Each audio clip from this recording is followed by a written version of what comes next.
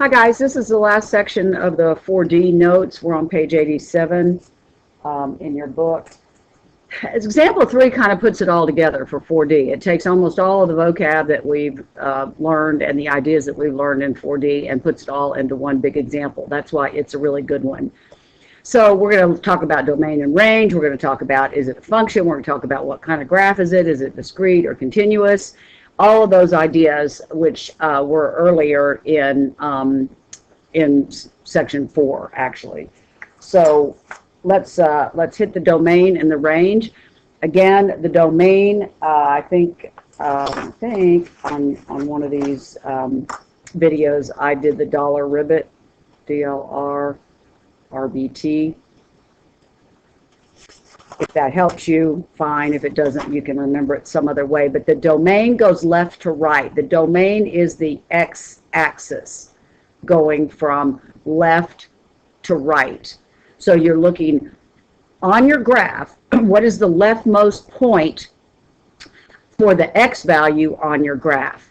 And we're writing this as an and inequality because it's got conditions on the right-hand side, and it's got conditions on the left-hand side. So we know our x, the domain, and I'll just write it like this. The x is going to be in the center. We're going to have a less than and a x greater than. Looks like our points are all filled in, so I'll go ahead and put the line underneath. And now we just have to go from left to right and see what our ending values are. -5 is the ending value on the left-hand end, and we're traveling on the x-axis, and we get to the end of the graph at +5. That's the domain. The range goes top to bottom, or bottom to top. And that's the y-axis.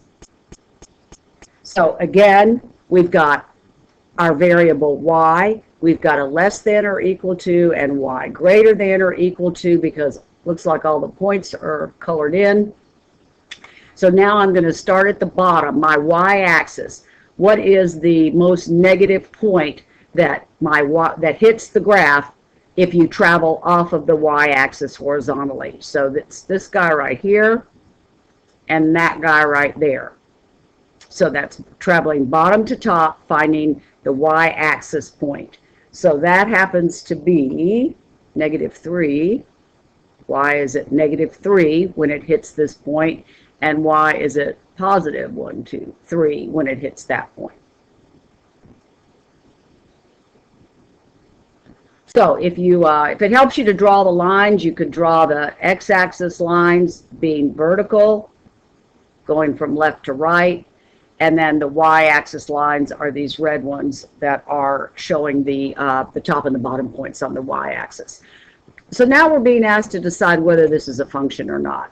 So if this is a function, then every x, as we travel along the graph, every x has a unique y. No x repeats with two different y's. And also, we can look at the vertical line test. Can you draw a vertical line anywhere on this graph and hit more than one y, like we did with the circle on the page before? And the answer is no. Oh, it's not no. So the answer to the vertical line test tells us that it is a function because it does pass the vertical line test. Vertical line test. It passes the vertical line test, and for each, and this is an important way to be able to explain it, for each x there is a unique y. X does not repeat with a different y. Remember, we said the y values can repeat. The y values can be all the same, like what was on the example at the bottom of the page before. But your x can't repeat with two or more different y's. And then finally, we talked about graphs being discrete or continuous. We said discrete was when they were individual points that had breaks in between them. Continuous have no holes, no gaps, and that's certainly what this piece of a graph represents. So this guy is continuous. And the explanation is there are no holes or gaps between points on the graph.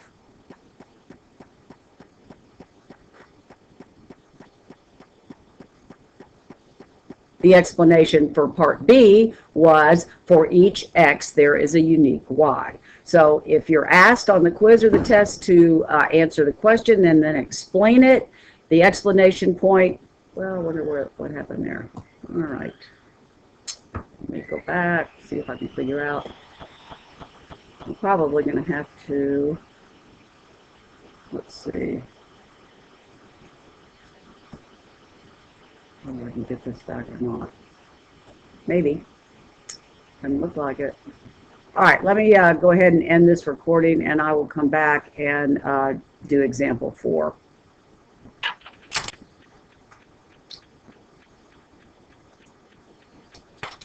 I have to figure out how to end the recording because